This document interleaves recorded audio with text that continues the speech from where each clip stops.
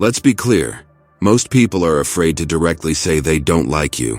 Instead, they hide behind fake smiles, insincere compliments, and forced politeness. I've been through this too, thinking someone was a friend only to find out that deep down they were rooting against me. It's painful, but it's the truth. If you don't notice the signs, you'll end up wasting your time and energy on people who don't genuinely care about you. So let's set aside appearances and talk about the signs that someone doesn't like you, but is hiding it. You might not like what you hear, but it's better to face reality than live in denial. First, these people make jokes about your flaws. We all know that person who loves to joke around, especially when the joke is about you. They point out your flaws, mistakes, and imperfections, always with a smile, saying, "I'm just kidding." It might seem harmless at first, but let's be honest. These jokes are more than just a bit of fun. They're disguised attacks on your self-esteem, chipping away at it bit by bit. I remember a time when I was close to someone who always commented on me, how I dressed, talked, or even the projects I was involved in. At first I laughed, thinking it was just a joke, but over time I noticed a pattern. The jokes always targeted my weaknesses, never my strengths. Soon I started wondering if maybe I was the problem, if these flaws were as obvious as they made me believe. Here's the controversial point. People who constantly joke about your flaws aren't doing it out of affection. They're testing how much they can disrespect you. It's a subtle form of manipulation, a way to assert control and keep you in your place. They're saying, in not-so-subtle terms, that you're inferior to them. And the worst part? They get away with it because we've been taught that if we can't handle a joke, we're the problem. But I'm telling you the opposite. There's nothing wrong with standing up for yourself when a joke crosses the line.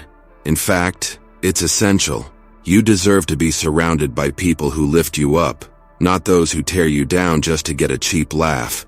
True friends don't need to highlight your flaws to feel better about themselves. They celebrate your qualities and help you improve your weaknesses without making you the punchline. I've seen this happen many times. People let these jokes slide, thinking it's easier to keep the peace than create friction. But here's a deep truth. Allowing others to disrespect you, even if it's in jest, is dangerous. It starts with small comments, but over time these jokes can wear you down, making you doubt yourself. And the more you allow, the more they push, until you're questioning yourself, all because you didn't want to seem too sensitive. I learned this the hard way. By laughing along, I was allowing it to continue. I was complicit in my own disrespect. Only when I started setting boundaries did I notice a change, not just in how I was treated, but in how I saw myself. I stopped letting others' words define me and began taking control of my own story. So here's my advice. The next time someone makes a joke at your expense, don't just laugh it off. Ask yourself, is this really funny, or is there something more to it? And if the answer is the latter, don't be afraid to confront the person. It might be uncomfortable, it might even end the friendship, but your self-respect is worth more than someone's misguided sense of humor. In the end, life is too short to be surrounded by people who can't see your worth. If their idea of friendship is pointing out your flaws, then it's time to find new company. Those who truly care about you will never need to put you down to feel better. Second, they give compliments that are actually disguised insults. We've all been there. Someone compliments you, but instead of feeling good, you get a weird feeling, like you've been lightly slapped. It's the kind of compliment that makes you think, was that really a compliment or an insult? And here's the harsh truth. Often, it's a bit of both. These backhanded compliments are a sneaky way for someone to belittle you while pretending to be nice. I remember a time when I was working on an important project that I was very proud of. After hours of hard work, I finally shared it with some colleagues. One of them, who I thought was supportive, said, "Wow, this is pretty good for someone like you." I was speechless. On the surface, it seemed like a compliment, but that, "for someone like you," hit hard. What did that mean? Was I not supposed to do a good job? Here's the tricky part. These so-called compliments have a hidden agenda. They're not meant to uplift you. They're meant to keep you in your place. It's a way for the person to assert their superiority while making you doubt your own abilities. They're saying, "I see you're trying, but you'll never be as good as me." It's toxic, but it's so well disguised that we barely notice the poison behind it. Let's be frank. People who give backhanded compliments are usually insecure. They see your potential and it bothers them. So they use these little jabs to make sure you keep questioning yourself, so you don't rise too high. It's like they give you a pat on the back with one hand while holding you down with the other. And here's something even more delicate. We've all done this at some point. Maybe unintentionally, but we've all let our insecurities show up as a compliment that was really meant to put someone in their place. But here's the important thing. You don't have to accept this disguised hostility. You have the power to reject it, to see it for what it really is. A reflection of the speaker's insecurities, not a measure of your worth. When someone says, "You're smarter than you seem," or "This is good considering you're just starting," you don't have to swallow it. Call it out for what it is, even if it's uncomfortable. Because if you don't, you're letting that person define how you see yourself. And that's a power you should never give away. I've learned to see these compliments for what they really are, a mirror reflecting the other person's insecurities. When you start to see it this way, the offense loses its power. Instead of internalizing it, you can even laugh because in the end, their words say more about them than about you. So now what I do is simple. When I get a compliment disguised as criticism, I don't let it slide. I respond with something like, "Thanks, but what did you mean by that?" It forces the person to face the hidden insult in their words, and almost always, it creates discomfort. They quickly realize you're not playing their game, and it's amazing how fast the tone changes. The main point is, don't let anyone's veiled negativity define who you are. Whether it's from a friend who thinks they're helping, a jealous colleague, or even a family member, remember this. Your worth is not up for debate. Compliments should lift you up, not bring you down. If someone's words make you doubt yourself, it's time to question their intentions. Life is too short to waste on people who can't genuinely celebrate your achievements. Be around those who see your worth and aren't afraid to show it, without hidden agendas. Third, they subtly exclude you from plans. It's the little things that hurt the most, like realizing your so-called friends forgot to invite you to that dinner, party, or weekend trip. They swear it was an oversight, a last-minute thing, or worse, that they thought you'd be busy. But let's be honest, these aren't accidents. This is the subtlest form of social exclusion, and it's a clear sign that you're not as valued as you might think. I've been in that position many times. I remember checking my phone one weekend and seeing photos of a group of friends having a blast at an event I would have loved to join. The worst part? No one even mentioned the event to me beforehand. When I brought it up later, they came up with various excuses. "We thought you were busy," or "It was all last minute." But deep down, I knew the truth. If they wanted me there, they would have made sure I knew about it. And here's the hardest part to accept. This exclusion isn't just a slip-up, it's intentional. It's a way to send a message without saying anything.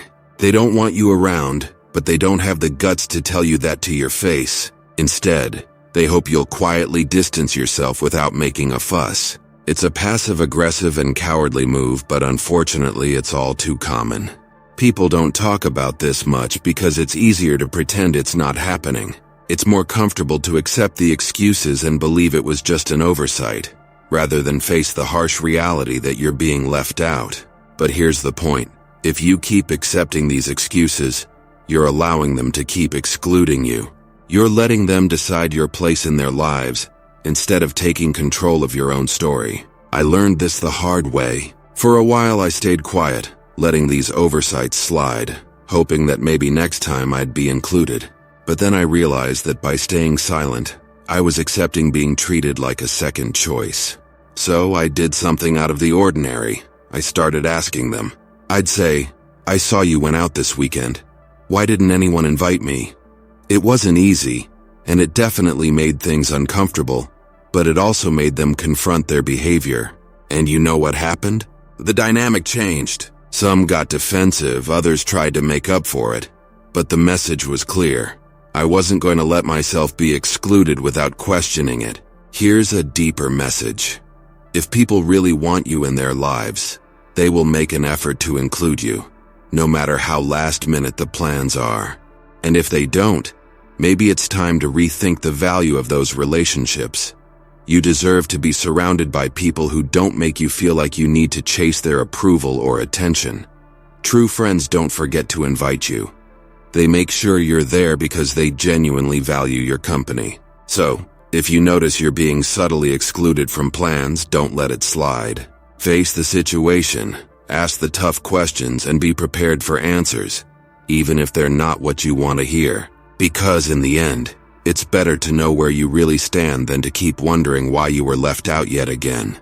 And remember, you're not a backup option, you're a priority. Surround yourself with people who treat you that way.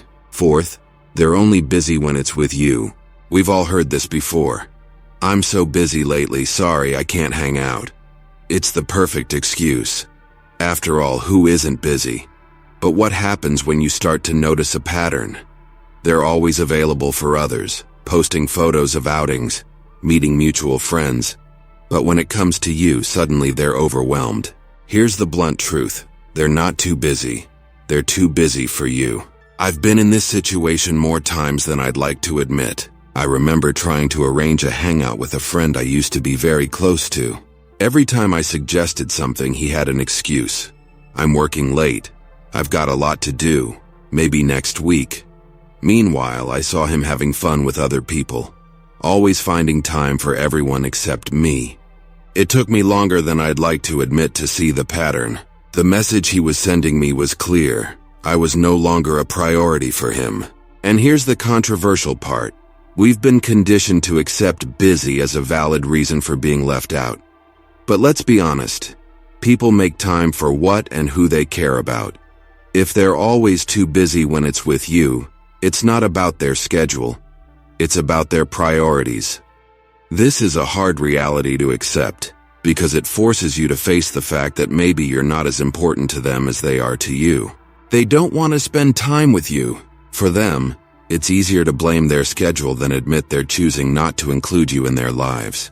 It's a passive-aggressive way to keep you at a distance without having to deal with the confrontation that would come from telling you the truth. They want to keep you on hold in case they need you, without actually investing in the relationship. I've been on both sides of this situation. There were times when I was the one making excuses because I didn't know how to tell someone that I had outgrown the friendship.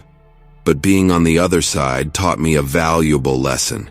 It's better to be honest, even if it's uncomfortable, than to string someone along with excuses. When I finally confronted my friend about always being busy, the conversation was awkward but necessary. It gave me the clarity I needed to move on and invest my time and energy in relationships where I was valued. Here's the important message. Your time is precious, as is your energy. Don't waste it on people who don't bother to make time for you. If someone is constantly too busy for you, it's time to reevaluate the relationship. You deserve to be surrounded by people who are excited to see you, who make an effort to include you in their lives, not just when it's convenient, but because they genuinely appreciate your company. It's important to recognize that people change, just as relationships do. Sometimes we cling to people out of habit, nostalgia, or fear of being alone, even when it's clear they've moved on. But there's strength in letting go, in recognizing that you deserve more than someone's leftover time. It's not about being needy or demanding, but about valuing yourself enough to step away from those who don't appreciate you. Adopting Stoic wisdom means prioritizing your inner peace, even when others try to destabilize you. If this video has helped you identify signs that someone isn't being genuine, share your commitment to your peace by commenting, "I value my peace." Subscribe to the channel for more insights on applying Stoicism in your life, and continue joining us on this journey of self-awareness and personal growth. Become a channel member. Fifth, they avoid physical contact like the plague. Let's talk about the elephant in the room. Physical contact, or rather the lack of it. We're not just talking about romantic relationships here. Physical contact is a basic human interaction, a way to connect and build trust. So what does it mean when someone goes out of their way to avoid even casual touch? The answer isn't pleasant. They're sending a clear signal that they're uncomfortable around you and it's time to pay attention. I once had a colleague who seemed to shrink away every time I reached out for a handshake or gave a friendly pat on the back. At first I thought I was imagining things, But then I realized it wasn't just with me. They were warm and affectionate with everyone else. But when it came to me, it was like I had the plague. It didn't take long for me to see that their aversion to physical contact was more than just a quirk. It was a deliberate effort to keep me at a distance. Here's the controversial part. Physical contact is a natural part of human interaction, and when someone consistently avoids it, they're communicating a lack of comfort or connection. Sure, some people just aren't very touchy, and that's fine. But when it's selective, when they hug others but pull back from you, that's a red flag that something is wrong. They might not hate you enough to say it outright, but their body language says it all. And let's be honest, we've all been on both sides of this situation. Maybe you've avoided a handshake or stepped back when someone got too close because you just didn't feel a good vibe. Or maybe you've been the one on the receiving end, wondering why someone always seems to distance themselves when you're around. It's uncomfortable, it's strange, and often it's a sign that the relationship isn't as strong as you'd like to think. But here's the deeper truth. Physical contact is an essential part of human connection. It's how we show trust, warmth, and empathy. When someone avoids it with you, they're not just avoiding touch, they're avoiding closeness, intimacy, and vulnerability. They're keeping you at a distance, both literally and figuratively, and that's a clear sign that there's an issue with the relationship. I've learned to pay attention to these signs, even when it's hard to accept what they mean. There was a time when I ignored the signs, convincing myself that someone's reluctance to get close was just a personality trait. But the more I thought about it, the more I realized it was about me and our relationship. When I finally confronted the situation, it led to some tough conversations and, in some cases, the end of the relationship. But it also freed me from the frustration of wondering why things felt off. So here's the message. Don't ignore the signs. When someone avoids physical contact with you, it's more than just a preference. It's a statement about the level of comfort and connection they have with you. If you notice this pattern, don't be afraid to address it. It might lead to a deeper understanding or reveal that the relationship isn't as solid as you thought. Either way, it's better to confront the truth than to live in denial. And remember, you deserve relationships where physical contact isn't something to be avoided, but something that happens naturally and comfortably. Whether it's a friendly hug, a handshake, or just sitting close without discomfort, these small gestures build trust and connection. If someone constantly avoids them, it's a sign that something isn't right. Don't be afraid to ask the tough questions and, if necessary, make the tough decisions. Life is too short to be surrounded by people who keep you at a distance, both literally and figuratively. Sixth, they disappear when you need support. Let's be real, nothing reveals the true nature of a relationship like a crisis. When things get tough, you find out who your real friends are. So what does it mean when someone disappears the moment you need them most? It's not just a sign of inconsistency. It's a clear warning that they're not as invested in you as you thought. And let's be honest, when someone vanishes during your darkest moments, it's not just painful, it's a betrayal. I learned this the hard way during a particularly rough period in my life. I was dealing with a serious personal issue, something that really shook me to my core. I reached out to people I considered close friends, hoping for some kind of support, even if it was just a text or a quick call. But guess what? Total silence. The people I thought would be there for me suddenly had all kinds of excuses. I'm so swamped at work. Sorry, I'm too busy right now. I'll reach out later. Spoiler, they never did. Here's where it gets controversial. People love to talk about how they'll always be there for you, but when the time comes, many are only around for the good times. They'll party with you, laugh with you, and enjoy the highs of your life, but when things get serious, they disappear. It's easier for them to ignore you than to deal with your pain or discomfort. They don't want to be dragged into your problems because deep down, they don't care enough to be there when it really matters. And let's be brutally honest. True support isn't about convenience. It's about being there when it's tough, uncomfortable, and when it's the last thing you want to do. People who disappear when you need them most aren't just being inconvenient. They're showing you exactly where you stand in their lives. They're telling you without words that your problems aren't worth their time. I remember feeling completely devastated when I realized that people I had been there for in the past, through breakups, family dramas, career setbacks, didn't care to return the favor. It was a wake-up call, and not a pleasant one, but it was a lesson I needed to learn. Not everyone who smiles at you is truly by your side. Here's the important message. Support is the foundation of any meaningful relationship. It's easy to be around when everything is going well, but the true test of a relationship is how people respond when things fall apart. If someone disappears when you need them, they're not just letting you down. They're showing that they were never really there from the start. But don't let their absence make you bitter. Let it make you stronger. Use it as a filter to separate the people who don't deserve a place in your life. The people who stick around, who ask how you're doing, who show up even when it's inconvenient. Those are the ones who really matter, and those are the relationships you should nurture and cherish. In the end, life is too short to invest in fair-weather friends. Surround yourself with people who stand by you through the storm, not just when the sun is shining. Because when you find those rare individuals who stay when things go wrong, you found something worth holding on to. And as for those who disappear, let them go. They've already shown their true colors. 7th, they gossip about you behind your back. Gossip is like social poison that spreads faster than a wildfire and can destroy relationships in the blink of an eye. The problem with gossip is that it's never as harmless as it seems. When someone you consider a friend talks about you behind your back, they're not just sharing a trivial story. They're undermining your trust, your reputation, and your relationship. Let's be honest. When someone gossips about you, it's a clear sign that they don't respect you no matter how friendly they seem in your presence. I've been the target of gossip before, and I can tell you it's one of the most painful experiences. There was a time I trusted someone I considered a close friend with a personal issue.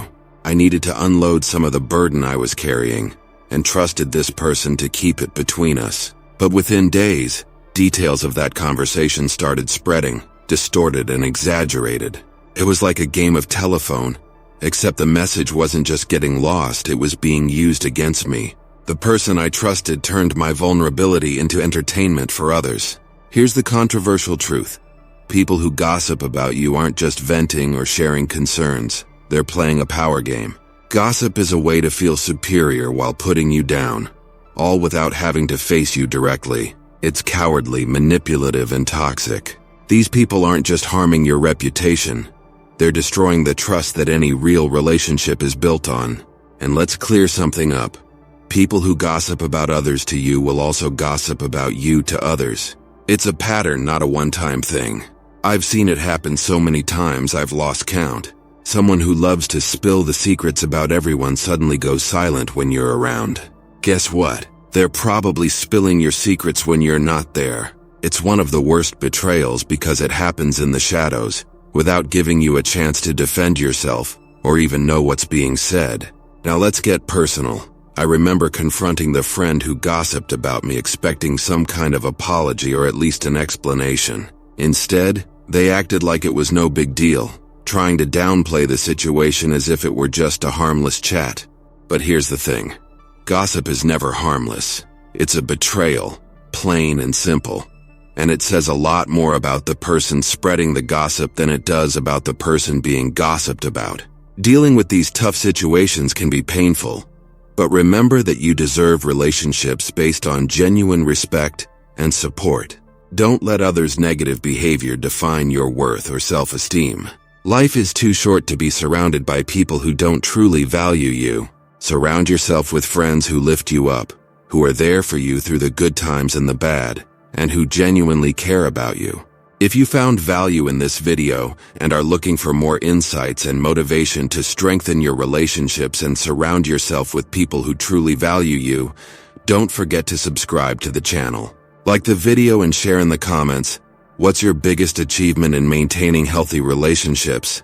Comment so we can keep bringing content that makes a difference. Your support is crucial to our community. Let's build healthier and more inspiring relationships together. See you in the next video.